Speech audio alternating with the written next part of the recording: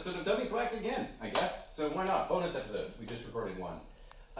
One of the things that I've been thinking about is the sort of the gear and approach to training that I've been doing. I've experimented with a lot of things. I've tried a lot of different Pells. That's a Pell for training your sword on. There's another one here that's actually just a mannequin made out of foam that would get destroyed if I ever hit it. I've seen ones that are, covered in tires. So like, what gear do you need and how should you train? It's less important what you're training against. You could use a heavy punching bag, although not a nice new expensive one. You could use a fence post. Don't use a tree unless you're touching it really lightly because you'll damage it. But what's less important is the pole that you're training against, and what's more important in my opinion is the gear. And a lot of people will say you should always train with the gear on. Maybe it's because I don't want to put my gear on, but I actually have a different philosophy, right? So I fight in a suit of armor. That suit of armor actually stops me from being able to do a lot of the things that I would like to do.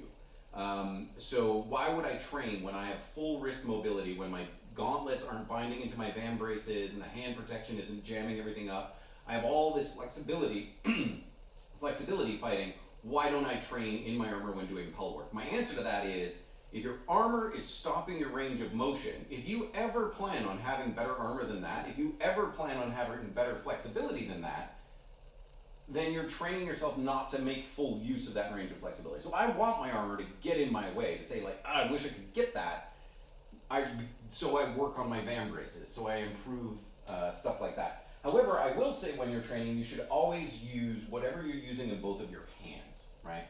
So here I've got a variety of different swords and shields and weapons and stuff. I'll go through those. But I would recommend if you're fighting with two hands, you should probably have both those things. Another one that people talk about a lot that I sort of have mixed opinions on is training in a helmet. Your helmet makes you off balance a lot. It can make it so your head's actually taller, so you throw a shot and you hit yourself in the back of the head.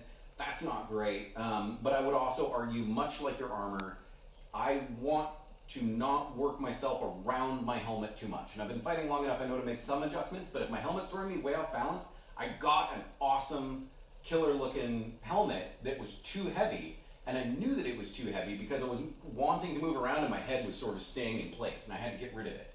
If I just accepted whatever helmet I had and learned to fight around it, I would give up a lot of the movement that I like. So let's talk about the different things to train with. In my opinion, this one's one of the best. This is an HMB or ACL steel fighting dueling sword. This one's a Tilco that was given to me by my Grand Knight. This one buzzes a little bit when you hit with it, but I love it because it's got really good balance. It's about as articulate at simulating a real sword as any sort of training sword would be. However, in my case, it chews up this rope really bad. So if I do anything other than really light work with it, which is fine, when practicing targeting, I do try to do this a lot, I have to be careful because I will chop up this rope for this particular Pell. So these are great. I really like them because they also wobble a lot. So if you hit right with the sweet spot, it's just totally dead in the hand. If you hit, short with it, you can feel the power. If you hit too long, you can hear the vibration. You can tell maybe that's a good cut. And then if you're ever slightly off on your edge alignment, you really feel it, but this will chew the crap out of your Pell, and also the pummels get loose. Mostly I train with these. These are Cold Steel brand plastic trainers. These last about a year for me. They have a lifetime warranty. So if you do break them, they often replace them. Helgi is the one who taught me to use these Gladius ones because this giant counterweight actually balances them right. There's ones that look more like later period Western European swords, but they don't balance right. So this is my favorite thing because it does chew up the Pell a bit, but not too much. And I can still really feel when I get flat. So if I'm trying to do something, wonky like that, I can tell, no, that didn't come in quite right. It wanted to spin in my hand. So I really like these. This little axe from the same guy is pretty good. This will chew up the pelt pretty nice, but I like these axes. I've trained with these before. These are pretty good. A lot of the same benefits and disadvantages. If you're an SCA fighter, you can use, not recommended, you can use a pretty new rattan fighting stick with a basket hilt on it. I like to cut away the basket hilt so I get a little extra mobility. The thing is, you will slowly pulp your sword on a Pell using new rattan. Well, this isn't new. This has been retaped once already. But you will eventually wear these down, and I hate replacing swords, so another option is to go with a dead sword. These work pretty well. So this is a sword that's way too squishy to fight with in SEA combat anymore. These are really kind of ideal for Pell practice. You don't worry about them at all. So the problem for me, they will shoot dust and fibers everywhere and they break down pretty quickly. And without a basket on them, they're not necessarily balanced the same way you normally would. So you could tie some weighted, like lead tape, not lead, but heavy tape around the bottom if you wish.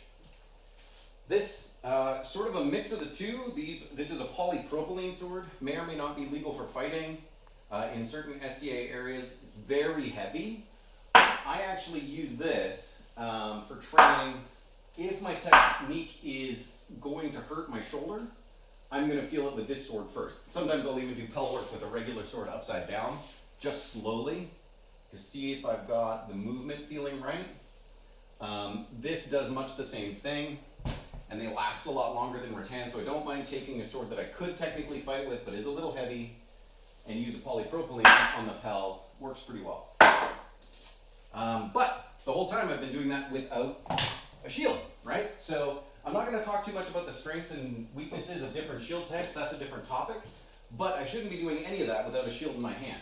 And obviously the shield that you're fighting with or training with is really going to change the kind of Pell work you do. If you want to be a specialist with a particular shield type, go ahead and use just that shield type in Pell work. But this is to demonstrate that you can have really different movement.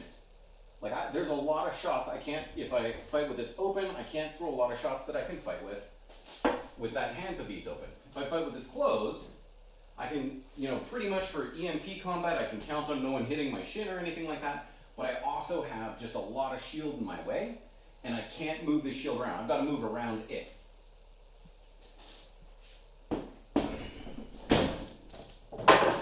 This hand piece I've used for a lot of my Pell work because I'm using it a lot lately. Compared to an arm strap shield, lets you move it around. It does have a couple things for me to catch on, like when I'm throwing shots I need to be careful about, but this one's also pretty handy for Pell work, and I can practice covering my shots as well.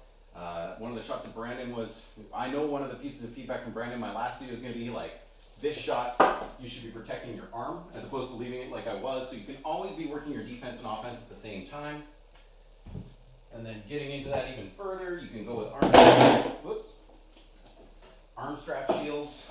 This is an HMB style punch buckler, right? And with these you can even get into things like, if you're doing duels or whatever, you're probably not getting points for shield punches. And this one's got a nasty punch on it, but you can certainly be practicing your Pell work using your shield for, if it's allowed within your group, offense or just destabilizing your opponent, right?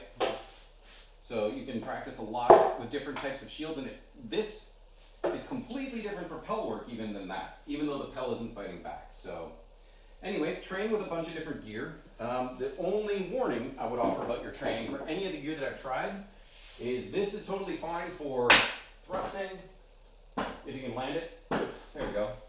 The SCA swords generally totally fine for thrusting, whether they've got a thrusting tip or not, you're not going to damage them. But these will bend, I've learned. They're not really meant for thrusting, the HMB and ACL weapons, because thrusting is not allowed in them. So if you are training with these, be careful how hard you thrust with them. Thrusting into a Pell that was a 4x4 post stuck in the ground with a bunch of old tires just thrown over the top of it. I bent this one pretty good and had to straighten it back up. So you do have to be careful with these and thrusting a little bit. So anyway, there's a little quick chat on some of the gear you can use.